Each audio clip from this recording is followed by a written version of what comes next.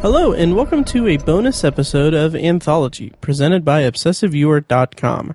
If this is your first time listening, Anthology is a podcast exploring science fiction anthology storytelling during television's first golden age, beginning with The Twilight Zone. But in honor of Black Mirror's new season premiering on Netflix on October 21st, I'll be covering each episode of Charlie Brooker's technophobic sci-fi anthology series in this bonus episode series of the podcast. You can find more of Anthology at anthologypod.com and find the archives at anthologypod.com/archive.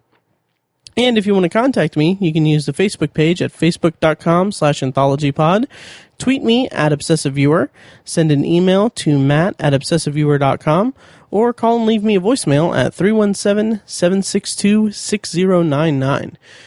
If you like what you hear and want to support the podcast, please head over to iTunes and leave a rating and review. The more ratings and reviews I get, the easier it will be for people to find the show in iTunes' search results. And if you want to show your support with your wallet, you can do that by clicking the donate button on anthologypod.com or the donate link in the show notes of this episode. Any donations made will help pay the fees of the will help pay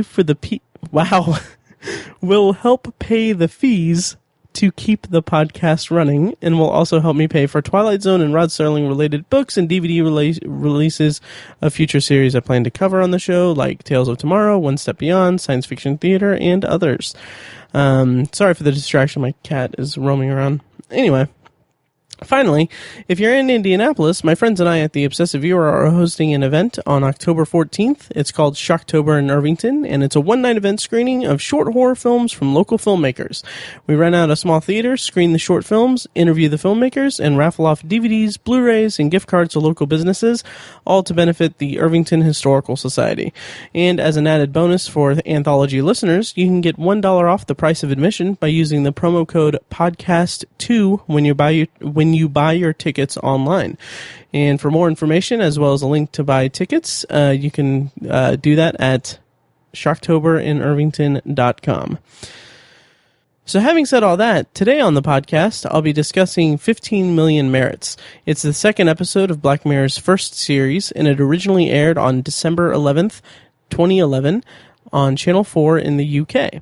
As is normal for this podcast, I'm going to start off with a plot summary that's going to spoil the entire episode. Then I'll go through a talent rundown and then conclude the episode with a review of the episode this week. So just so you know, my review and the rest of the episode will be extremely spoiler heavy, so if you haven't seen 15 Million Merits yet, go check it out. It's available on Netflix, Netflix is pretty much the only place. I don't know if Black Mirror has a DVD Blu-ray release in the US. I want to say that it does, but I haven't really seen it around, so I don't know. I'll have to look into that. Okay, so I'm going to go ahead and dive into the plot summary now. This comes courtesy of Wikipedia. A satire on entertainment shows and our insatiable thirst for distraction set in a sarcastic version of a future reality. In this world, everyone must cycle on exercise bikes in order to power their surroundings and generate currency called merits.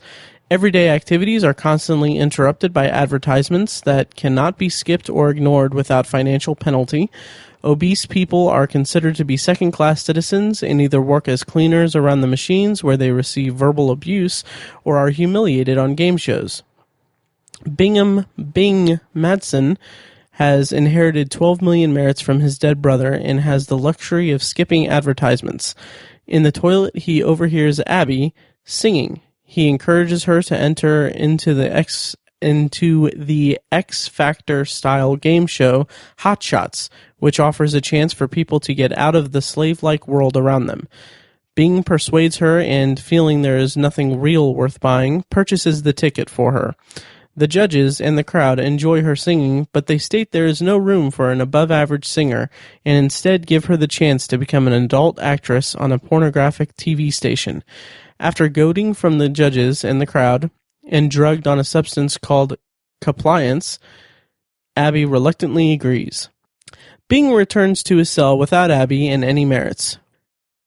When an advert showing Abby performing a sexual act appears on the screen, he can't skip it, as he doesn't have enough merits, and desperately tries to escape his cell, ramming the door until the glass breaks. He hides a shard of glass under his bed. Over the next months, he stops buying food, saving up 15 million merits to buy another competition ticket. He stands in the Hotshots waiting room every day without expression until he is called to compete. On stage, he interrupts his performance, draws the shard of glass, and threatens to kill himself live on the show. He tearfully rants about how unfair the system is and how heartless people have become, and expresses his anger for how the judges took away, corrupted, and sold the only thing he found that was real. The judges, instead of taking his words into consideration, are impressed by his performance and offer him his own show where he can rant about the system all he likes. Bing accepts and is later shown finishing one of his streams in his penthouse. He pours himself a fresh orange juice and stands staring at a wall-length screen of a window showing a view of a vast green forest stretching to the horizon in a cell much larger than his original. Okay, now I'm going to go through a quick talent rundown of the episode. This episode starred Daniel Kaluuya as Bing. He appeared in one episode of Doctor Who and recently appeared in the movie Sicario. It's funny because I knew I recognized him from somewhere. I wasn't a big fan of Sicario itself, but I remember recognizing him from somewhere, so it's nice to see him here, I guess. As Abby is Jessica Brown Findlay. She appeared in many episodes of Downton Abbey and was recently seen in Victor Frankenstein. The much maligned Victor Frankenstein, if I'm not mistaken. I don't think it was very well received. I didn't see it. And according to her IMDb, there is a quote from her that's somewhat appropriate for this episode. One of her quotes is, "The X Factor makes my toes curl. It reminds me of Victorian freak shows." And as Judge Hope is Rupert Everett. He's appeared in several things, including Parade's End, My Best Friend's Wedding, the Shrek series, and the forthcoming Miss Peregrine's Home for Peculiar Children. And this episode was written by Charlie Brooker and his wife Connie Huck. They've been married since July 2010, and they have 2 children together. She doesn't have many writing credits. Actually, I think this is her only writing credit aside from a short film. And she is the longest-serving female presenter on the TV series Blue Peter. She was the presenter on it between 1997 and 2007. And to be honest, I have no idea what Blue Peter is. I didn't look it up. Okay, I looked it up now. It's a British children's magazine program which has run since the end of the 50s. It's aimed at kids from the ages of about 6 to 14, and the show has different segments where the presenters would show the viewers how to make things and how to care for your pet and other features like that. So that's interesting. She, like I said, she was a presenter on it between 97 and 2007, so good for her. Director for this episode is Eurus Lin. This is the only episode of Black Mirror that he's directed so far. He also directed several episodes of Doctor Who, 1 episode of Sherlock, 3 episodes of Broadchurch, and a couple episodes of Daredevil. I believe those episodes of Daredevil were in season 2. So I'll start off with my initial thoughts on this episode, meaning my initial reaction to the episode when I first saw it back in 2015. The first time I saw it, I was quite honestly pretty emotionally devastated by it. I just was really invested in the romantic relationship between the 2 leads, and I was just on that journey just from the word go, and I loved the world building, and I'll get into that in a bit, but I think part of the context for why this episode affected me so strongly when I first saw it was that at the time, and this may be a little personal, but at the time, a brief relationship that I had recently ended, in which the girl I was seeing was pursuing her creative dreams. I'll say that. So seeing this episode so closely after going through a breakup with a girl who was like wanted to pursue something creative. Just kind of destroyed me a little bit.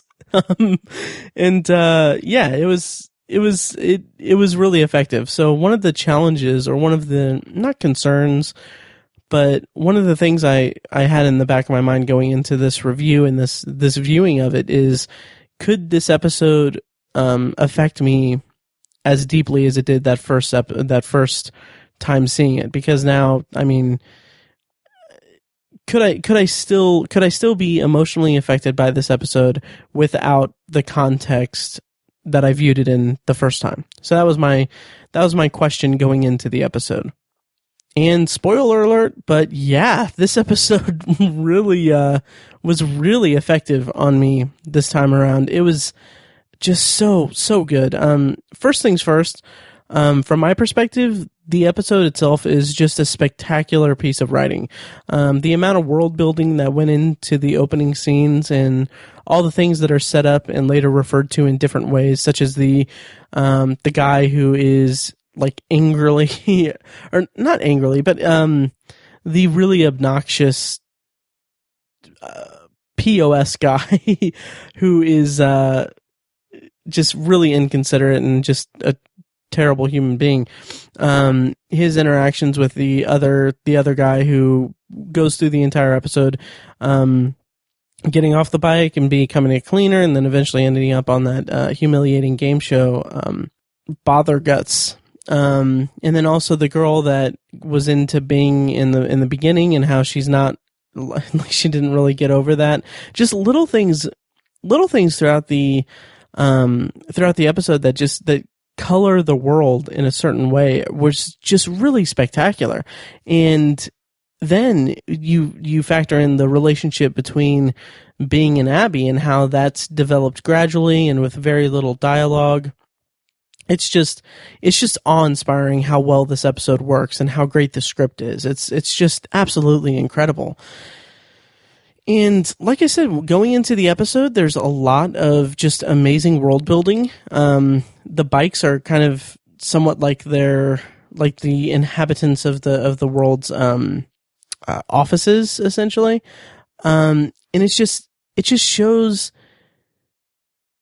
that opening sequence of Bing going about his daily life. It shows the mundane nature of his entire existence, and the way that the room that he occupies, just the cell essentially, it just feels like such a prison to the people, and just seeing that in that opening scene just really got you into exactly what kind of world this was and what kind of world this occupies. And it being Black Mirror, just the fact that it's all a ton of screens that occupy everyone's field of vision at all times is just remarkable. And I love the way that they introduce they establish the economy of the world, the merits system, where everything they do, even brushing their teeth or every action results in payment. Like, they have to pay to do simple things. It's a very efficient and terrifying system, and I'll get into it a little bit going forward. How it seems like there's kind of a ominous presence at the helm of it, especially when Bing and Abby are starting to connect for the first time, and I'll talk about that in a bit. But it's just such an amazing episode to me. I'm going to be lavishing praise on this episode this entire review, so I don't know how effective it'll be, but so after we've established the world and the way that everything is connected and supports itself and everything, which is something that I love, is we don't see from the outset that, okay, they're biking because they are generating power for the rest of the world or what have you, or the city, or whatever it is. We just get like hints that this is the way it is. There isn't like an overload of exposition at all throughout the entire episode, and it's something that I have just the utmost respect for someone who can pull off that level of screenwriting and establish this world, because it is a very well established world.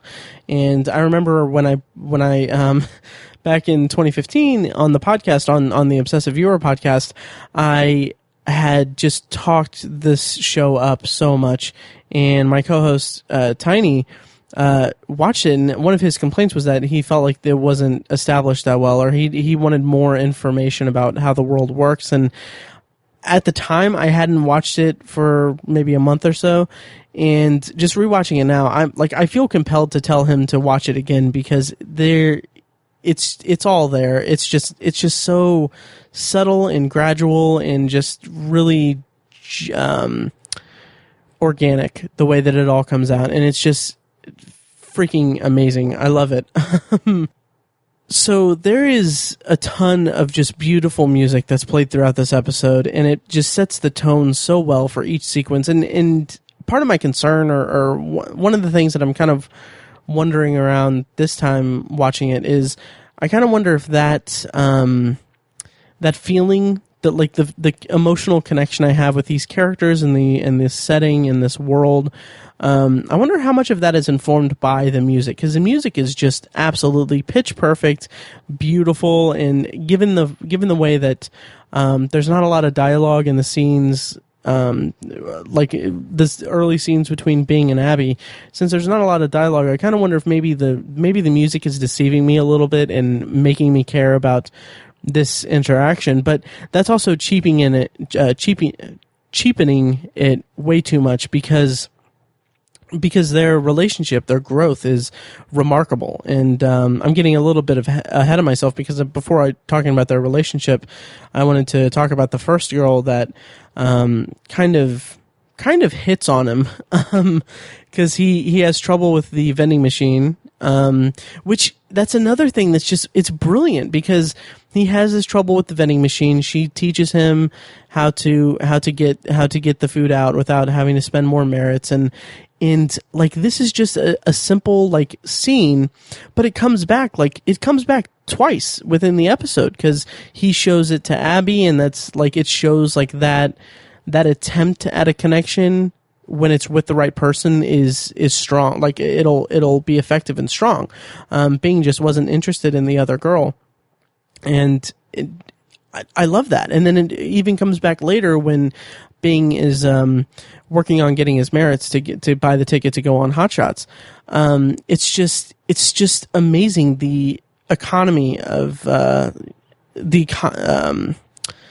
the efficiency of the storytelling. Like, nothing is wasted in this episode, and I absolutely love that about it. Like, I kept thinking that the world building and the universe established in this episode is so strong and so beautiful that it could sustain itself for an entire movie, which is kind of funny to me, because this is a 50-minute, a little over an hour long episode.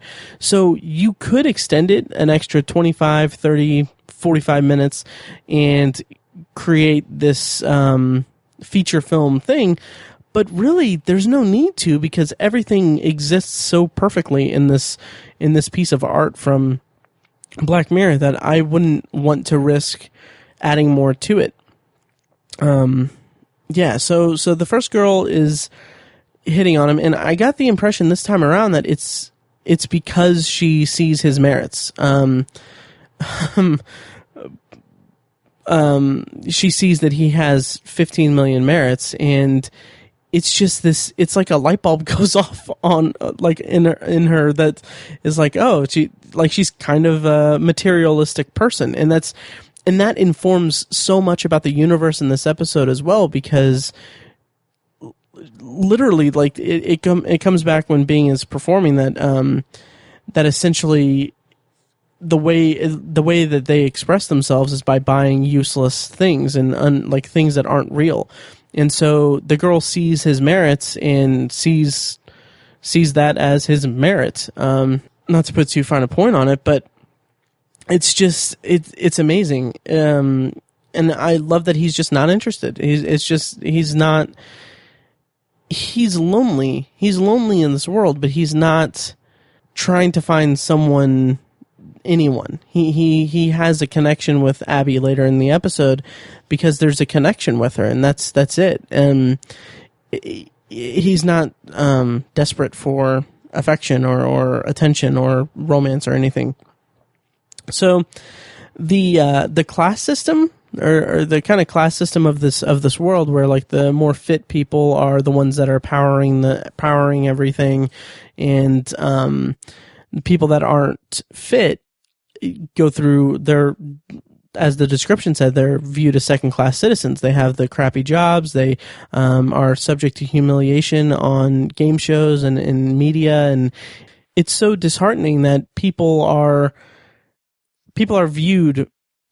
People's values are viewed by their effectiveness in the society, or their how they can contribute to society, which it's disgusting, and it's abhorrent behavior, and it's terrible, but it's just a reflection of that society, and to an extent, like how we view people's effectiveness within our own society in a way.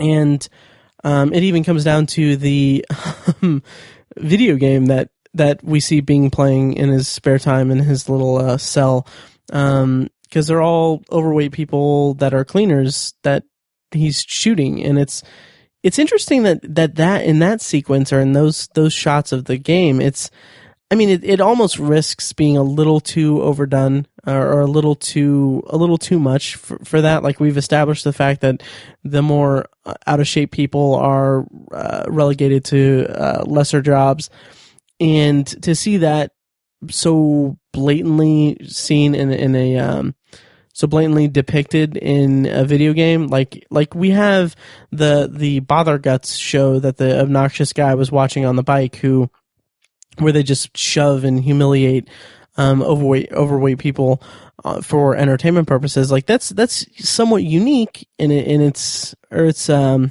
interesting view of it. I mean, it's terrible and everything, but it's interesting, or it's unique for the media presentation. But seeing the video game, and that it's just the cleaners, and it looks like a depiction of their quote unquote office. I kind of wish that it was like something different that still got the point across, but it's a minor complaint. It's not anything too big. So going back to media and everything, Hot Shots, the show, the competition show, like much like the X Factor or American Idol or what have you, we get a little bit of exposition in that they're showing the videos of the hot celebrity of the time, and they're saying that there's a line of dialogue where I think it's Judge Hope says, or maybe the announcer, I don't remember, they say that they're putting their back into giving back for a brighter now, referring to the people on the bikes. And that's just such a warped view of basically people being forced to work to sustain the world and everything. But in that scene, there's that scene where I'm referring to, a scene where Bing is laying in bed, like watching his screens. But after that, we see the Wraith Babes show, the pornographic show that's objectifying everyone, or objectifying women.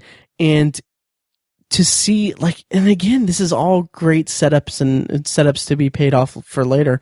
But to see an extension of the way that the government, this totalitarian, dystopian government, what have you, has a sense of control over the citizens, because like Bing looks away because he just doesn't want to watch it, and like the screen goes red, it says viewing obstructed, and there's a loud alarm. They're forcing views on, forcing people to view things that they don't want to see. It's just so, like, that scene is so brilliant, and it's such a great sequence in the episode, because it establishes so much about what this government is and what this government is doing to people, to its citizens and its workers. It's really remarkable, and all of this is conveyed without dialogue, and that's, I don't know, I love it. I just love the beauty in the world building. I think it's just so great. So seeing the obnoxious guy just berate the cleaners and talk about the guy who's struggling on the bike, I see that Bing is like depicted as this compassionate person in a compassionless world, and I love that because like right after that is when the guy on the bike next to the girl that was hitting on Bing, he is changing his hair on his avatar, or who they call them doubles in the episode. But like he tries to engage her in conversation, and he looks over and says, "How does this look?" or what have you, and then she just says very flatly, "It's a bit much." And what I love about that is to go back to her being kind of a gold digger. He only has 5,000 merits, and it's an interesting layer added to it, because we have the class system of the more fit people on the bikes and then the unfit people working and cleaning and being humiliated and all that. But there's also a status level to it, because this guy has only 5,000 merits. He can't buy her crap. So it's just, I don't know. It was a really nice touch for me. And what's amazing to me in all of this is I've been talking for a while, and at this point, I've just described 13 minutes of the episode, like 13 minutes into it, and we've learned so much about this society, about this world, about what's going on. And it's remarkable to me. I absolutely love it. And shortly after that is when we get our first encounter, our first line of dialogues between Bing and Abby, and it's so beautiful. It's beautiful because he just says he's awkward, he's shy, he's a little reserved. He just tells her that he's drying his hands, and she kind of seems a little charmed by this and tells him that it's impressive. I love that because it feels so organic and such a great way to establish this chemistry between them. And then like it doesn't even give us the opportunity to really process that too much, because immediately after that, the screen in front of him pops up with a Wraith Babes advertisement saying, like, referring to him as a regular user. And I absolutely love the comedy of that, because I thought that was really effective, and it was a really great, like, awkward humor thing. But the underlying layer of that is that the government is suppressing emotions, and it kind of makes the government or whoever's in charge this unseen antagonist, and it's beautiful. And Bing even goes to the extent of talking to the screen and saying, calling it a dick, because I feel like that is representative of what the government is doing in this world. Is that the world, like, all emotion is being suppressed and being regulated, and all of the brainwashing and things going on is just all to serve the bigger system, and they can't allow people to form a genuine connection with each other, because then that, who knows why, because that means that they won't be hard workers. They could learn what they're doing, or why they could see that what's going on is not a natural way to treat people with free will and everything. And I love that, because going on to the government suppressing emotions and regulating emotions, I should say, is that everyone's costume, like everyone's clothes are just drab and gray and just not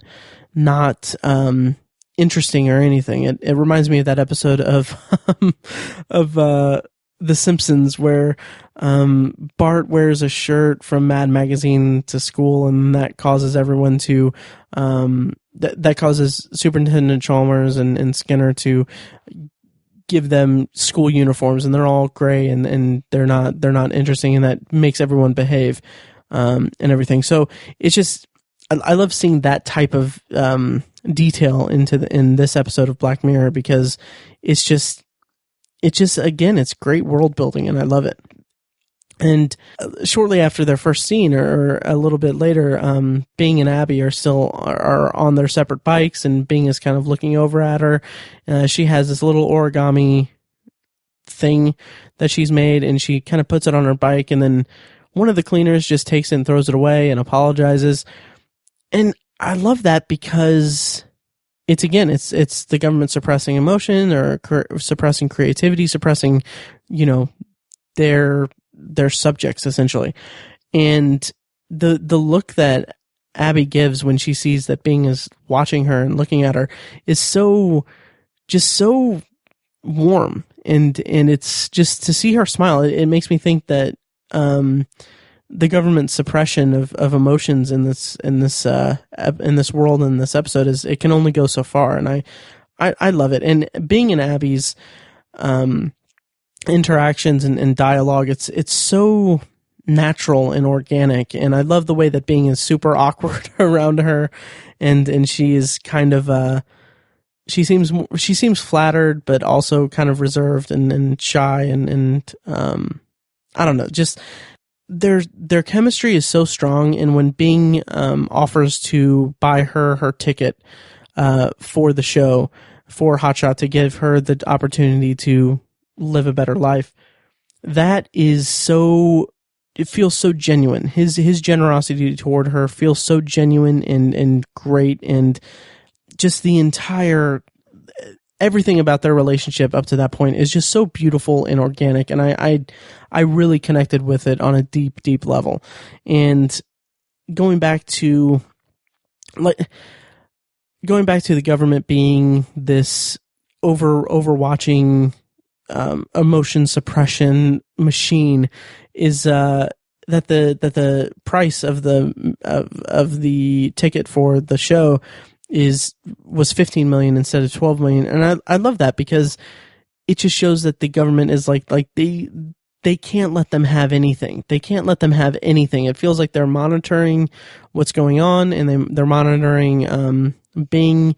They see that he thinks it's $12 million, so might as well make it $15 million, so he has nothing. And it's so intentional and cruel, and it's beautiful from a screenwriting perspective.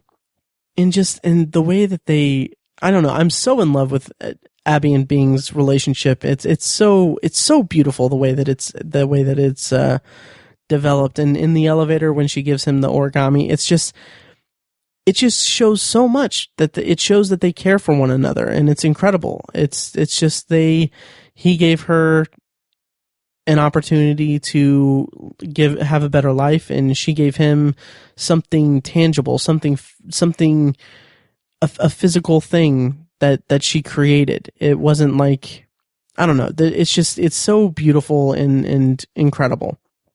And it goes a long way to show that they care for one another. And the actual process of going through Hotshot or Hot Shots, and getting through that entire process is so amazing, because the people in the waiting area aren't excited per se, or they have this overinflated sense of superiority, like the one woman who is so again, this is a setup and call and payoff later in the episode, but the one lady who's been waiting for a long time, and she wants her chance and everything, but everyone is just so wrapped up in their own thing. And then to see the higher power, or whatever it is, choose Abby, I feel like when they chose Abby to go so soon after they got there, I feel like this was all intentional to suppress their growing relationship. Like, I feel like that was all pre-planned. I don't know if that was intended by the script, or if that's just something that I'm interpreting it from it. If you have thoughts on the intention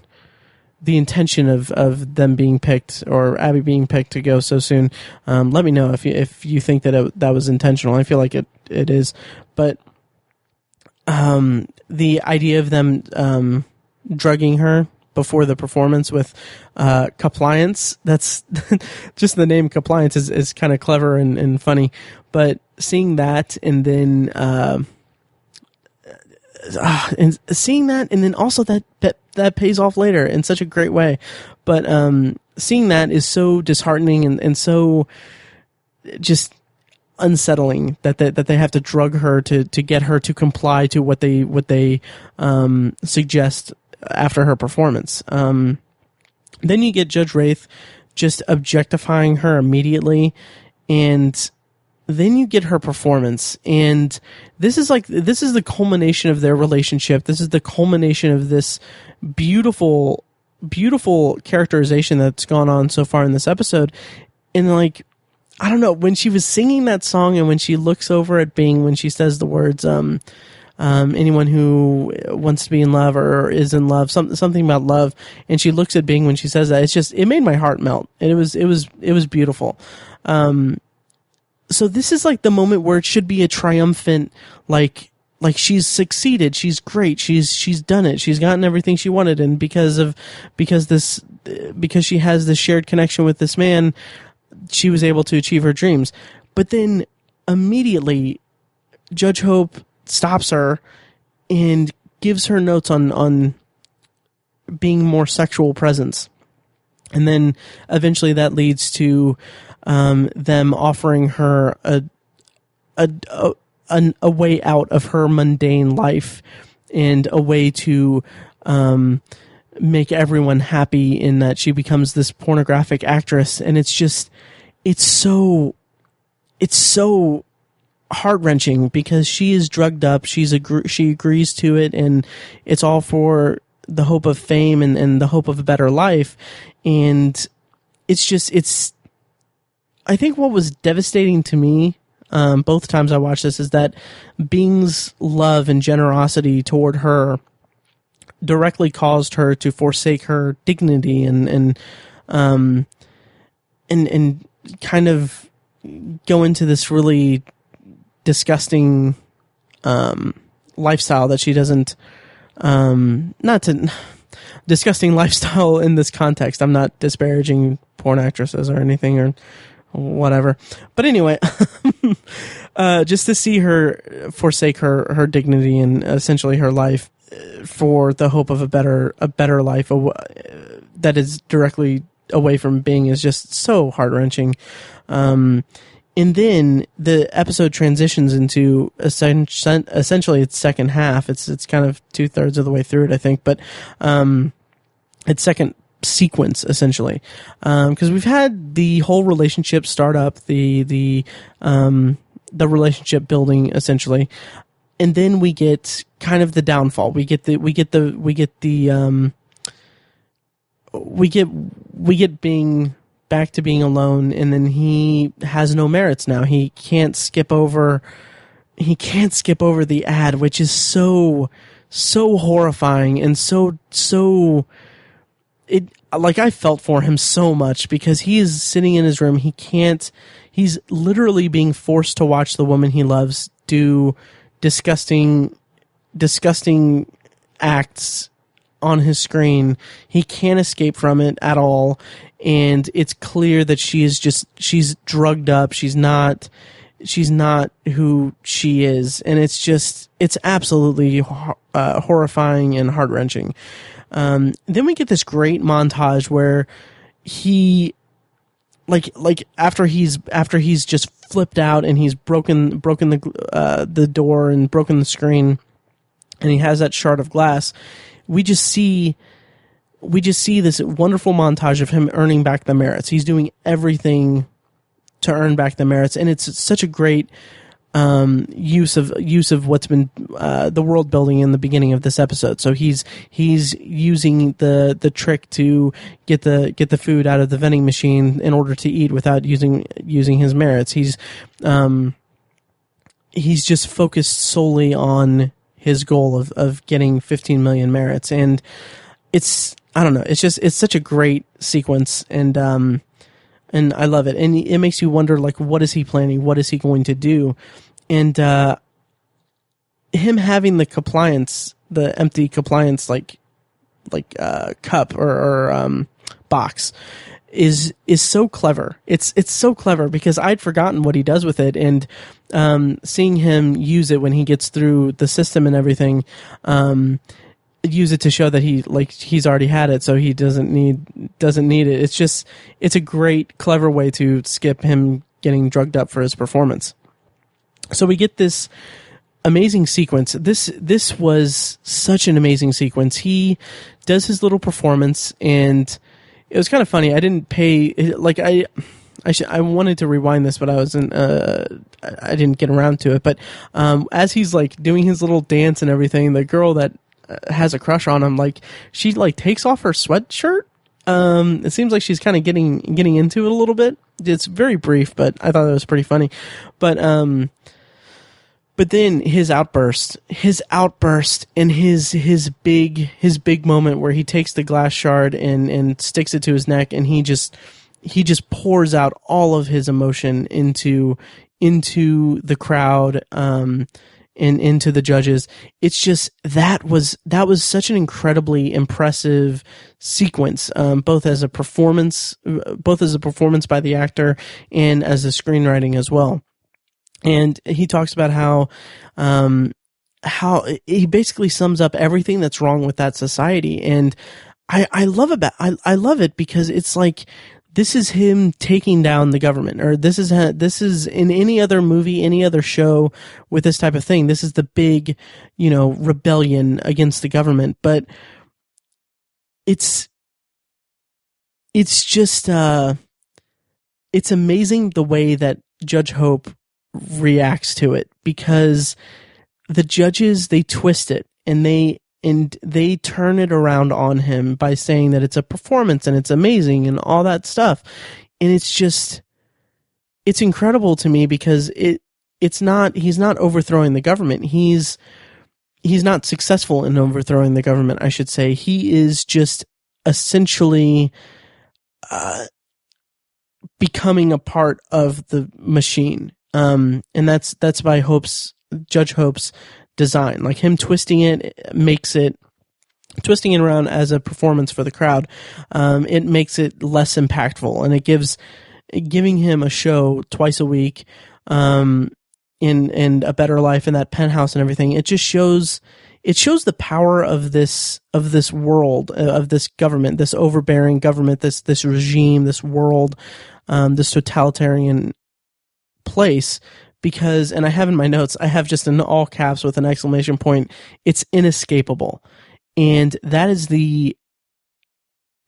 one of the toughest things about this episode, is that this is an inescapable world for the characters, and Bing is trapped there, and Abby there's no redemption for Abby. She's still doing her thing. And it's so depressing and sad.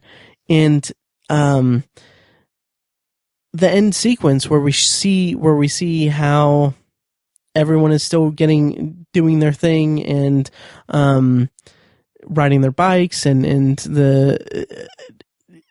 seeing everything like that, seeing the status quo being the same, but now seeing the live streams, or the streams of Bing doing his rage thing, but it being a part of the system is just it's so interesting to me, because it's like, it's cheapening what he's saying, and it's giving the citizens of this world an outlet for their frustrations about it, but it's still a part of the system. So it's like, it's making it okay for them to think about that briefly twice a week. And it's not affecting anything. And I love that about it. I love that about it. I don't know if I'm even articulating it that well. I love that he is now a part of the machine. And as big as his new cell is, his penthouse is, and how like beautiful that view is, he's still viewing a screen, and I don't know, and he's still alone. He doesn't have Abby. He doesn't have anyone. He's just there alone. He has his figure that's, I assume supposed to be a representation of the origami, that he had. And also, by the way, I forgot to mention that earlier in the episode after Abby's left and he has that origami piece and he's looking through it. It's just the way that it's shown is it resembles a vagina, and I love that. I love that as a piece of symbolism in it. But at the end, when he has his life that's a better life, but it's not accomplishing anything, it's not solving anything, except that he has a bigger place to stay. He has a screen that shows a beautiful landscape instead of countless ads and just grotesque entertainment. He achieved a certain amount of peace, but he's still alone, and that's something that really resonated with me on a deep level, and it made me really it affected me really deeply, because it's such a down ending for something that is somewhat positive in the context of the world that was established. I don't know, but also I do want to comment on the fact that he so gently handles the shard, and he has a special case for it. I think that's a nice touch. It seems like he is very aware of its importance to him, and what it's keeping it in mind. It's keeping it at the forefront of his mind, and it shows that he hasn't been drawn into this life in this world. He's still a contemplative person. He's still a compassionate person. He still remembers where he came from. So I don't know if that's supposed to signify that maybe someday he could eventually break out of it or something, but that's all up to the viewer to decide. But in the end, I swear, 15 Million Merits is not only one of the best episodes of Black Mirror that I've seen, if not the absolute best so far, but it might be one of my just favorite episodes of television that I've seen in recent memory, because it is just so remarkable and it's so beautiful. So yeah. So having said all that, that's my review of 15 Million Merits, my glowing review, and kind of just, I don't know. It's such a beautiful show and a beautiful episode, and it's a great representation of what I love about about Black Mirror. And I love that it's the second episode of the series, because it is really, it's a really great showcase of what Black Mirror is, and I love it. So yep, and so that's my review of Black Mirror. Once again, you can find more of Anthology at anthologypod.com, including my main reviews of The Twilight Zone, which I'm reviewing as a first-time viewer, and each episode takes one episode of The Twilight Zone and pairs it with a movie or show that's somewhat related to it in some way. So it's a fun show, and I really hope you check it out if you're just checking in for Black Mirror or what have you. Look for my bonus reviews to continue for Black Mirror going forward. And also, I forgot to mention this, but Anthology is now available on Satchel Player. It's a podcast streaming app that is fairly location-based. So you can find episodes, you can find podcasts that are produced local to you, like near you in your city. So it's a really cool app, and I really like the user interface on the app itself. So anyway, having said that, next week on the podcast, on the main podcast, I'm going to be reviewing the Twilight Zone episode 27, The Big Tall Wish, which I'm really excited about. And the bonus review of that is going to be Rod Serling's breakout hit, Requiem for a Heavyweight. It was an episode of Playhouse 90, and I'm really excited to watch that. That's available on YouTube in its entirety. So check that out, and then check back on Anthology when that episode releases. So, having said all that, thank you guys for listening, and I'll see you guys next time.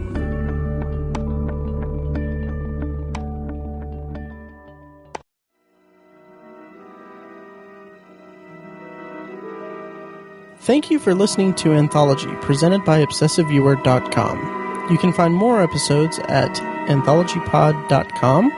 And you can subscribe to the show on iTunes, Google Play, Stitcher, or your preferred podcast app.